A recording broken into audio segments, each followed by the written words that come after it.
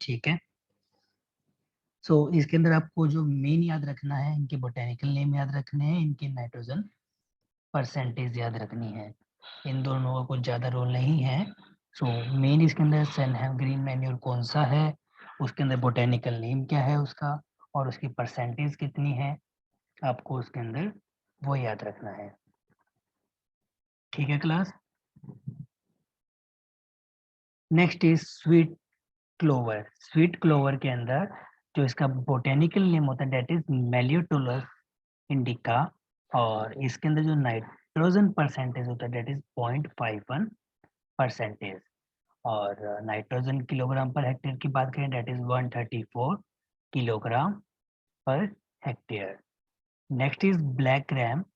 Black gram का जो botanical name होता है that is Vigna mungo, and nitrogen percentage in is 0.41%, और नाइट्रोजन जो किलोग्राम की बात करें that is 38। Next is moong bean. Scientific name और botanical name is Vigna radiata, और percentage is 0.53%। Cluster bean केमेप्सिस टेट्रागोनोलोबा, and इसका nitrogen percentage that is 0.34 percentage. Cowpea Vigna sinensis, percentage 0.49। P Pisum sativum, nitrogen percentage is 0.36%. Lentil lens culinaris, and nitrogen percentage is 0.7%, and mothbean that is 0.41%. So maximum nitrogen percentage किसके अंदर है, that is lentil. After that moong bean. So हमने बात की थी कि जो हम ग्रीन मैन्योर यूज करते हैं उसके अंदर हम कौन सी क्रॉप मेनली यूज करते हैं, that is leguminous crop. Leguminous crop मतलब लेग्यूम जो क्रॉप होते हैं उनको यूज करते हैं, जो कि नाइट्रोजन को फिक्स करती हैं। तो कितना अमाउंट नाइट्रोजन को फिक्स करते हैं वो आपको याद रख लेना है इसके अंदर, वेरी वेरी इंपॉर्टेंट है ये। क्लियर है यहाँ तक। नेक्स्ट हम मूव करते हैं, that is nutrient content of green leaf manure. Green leaf manure के अंदर न्यूट्रिएंट कंटेंट कितना होता है। ठीक है। सो यहाँ पे कुछ प्लांट गिवन है, that is Gliricidia, Pongamia, neem, gulmohar, Peltophorum, Parthenium, water hyacinth, थिथेमा, हाइपोमिया, कैलोट्रोफिस और कैशिया फिस्टुला। सो इनके जो साइंटिफिक नेम गिवन है आपको याद करने हैं, डेट इज ग्लिरिसिडिया सेपियम, पोंगामिया ग्लैबेरा। देखो पोंगानिया से पोंगामिया ग्लैबेरा, ग्लिरिसिडिया से ग्लिरिसिडिया स्पेसियम, नीम से अर्जाडिक्टा इंडिका, और इसके अंदर जो इसका एल्कलॉइड होता है that is अजार्डेरेक्टिन। एजार्डी रेक्टिन।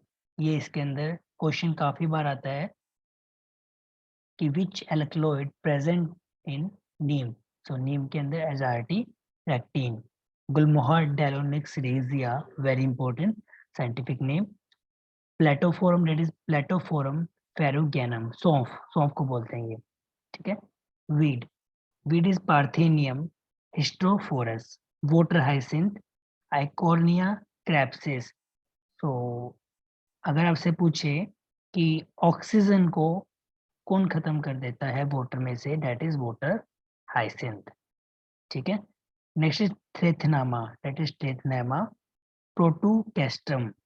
Next is Ipomoea, Ipomoea ही होता है इसका, कैलोट्रोफिस का कैलोस्ट्रोफिस, केशिया का केशिया फिस्टुला, ठीक है। तो लगभग तो इनके नाम से ही याद रखना है आपको, तो साइंटिफिक नेम इजीली याद हो जाएंगे, ठीक है। नेक्स्ट इनके अंदर न्यूट्रिएंट कंटेंट कितना कितना होता है, दैट अगर बात करें नाइट्रोजन, फॉस्फोरस एंड पोटाश की, तो यहाँ पे गिवन है, आपको ये अच्छे से याद कर लेने हैं।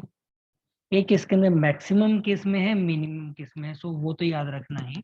मैक्सिमम है पोंगामिया के अंदर, एंड मिनिमम की बात करें that is in Cassia fistula, okay. And then phosphorus की बात करें, so maximum in the water hyacinth and minimum in the Acacia fistula, and potash is a maximum in the Gliricidia and minimum in the water hyacinth, okay।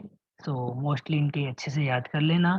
so नीम का आपको अच्छे से याद कर लेना, that is इसका important है, गुलमोहर important है, ग्लिसरीडिया और पोंगामे important है, पार्थेनियम वाइटस हाइसेंथ इंपॉर्टेंट है, हाइपोमिया, सारे इंपॉर्टेंट है लगभग।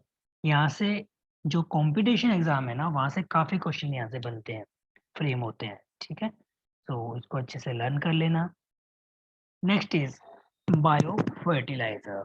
सो bio fertiliser are defined as a preparation containing living cell or latent cell of efficient strain of microorganism that help crop plant for uptake of nutrient by their interaction in the rhizosphere।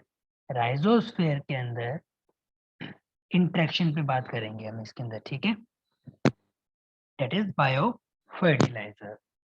So bio fertiliser क्या होगा, इसके अंदर living cells होते हैं, latent cell होते हैं microorganism के, और इससे प्लांट क्या है, न्यूट्रिएंट को अपटेक करता है राइजोस्फीयर के अंदर। और राइजोस्फीयर का है जहाँ पे रूट जोन होता है, एक प्लांट है, एक प्लांट का रूट जोन, एक प्लांट का जो रूट जोन है उसे हम बोलते हैं राइजोस्फीयर, ठीक है। सो राइजोस्फीयर से न्यूट्रिएंट का अपटेक होगा, वो कौन कराता है, दैट इज बायो फर्टिलाइजर, ठीक है। नेक्स्ट, रोल क्या है बायो फर्टिलाइजर के सोइल फर्टिलिटी और एग्रीकल्चर के अंदर। So role of bio fertiliser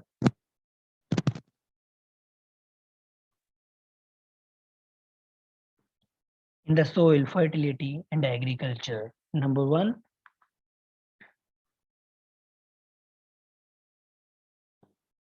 number one is they supplement chemical fertilizer for meeting the integrated nutrient demand of crop। crop की जितने भी integrated nutrient की डिमांड होती है उसको कंप्लीट करता है कौन, bio fertiliser. Number two, they can add 20 to 200 kg nitrogen per hectare per year under optimum soil condition and thereby increase 15 to 30% of total crop yield।